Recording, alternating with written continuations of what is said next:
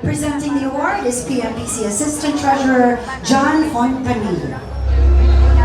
Sandali naman, Best Comedy Actress. Charisse Salomon, Charisse Salomon! May 7.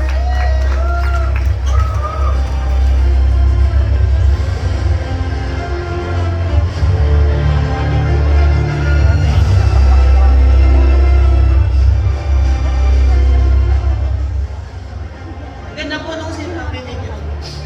It is really a hard time for comedy and TV now. Pero lalaban tayo kasi kami po hindi na namin tinitignan kung ano yung makukuha namin. We just work because we love our jobs.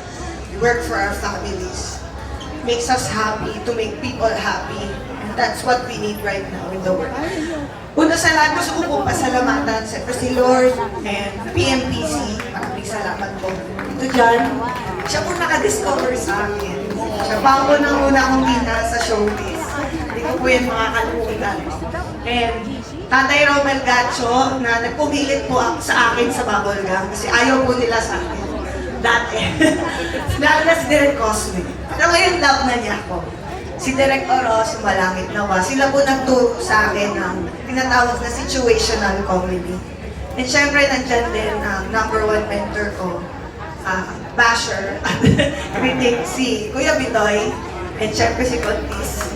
Ayan, talagang hindi sila madakot sa kanilang creative juices. Hindi ko lang alam yung sinasabi ko. Siyempre, salamat po sa GMA family, sa Sparkle family, Bubble Gang family, para sa inyo to, happy 30 years Bubble Gang, and my Pepito and Your Honor family, and siyempre, ang pinaka-love kong family, Vincent and my kids, ang mga superpowers ko.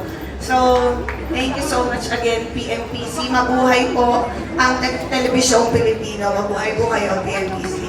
Thank you so much. Siya, congratulations. You have to keep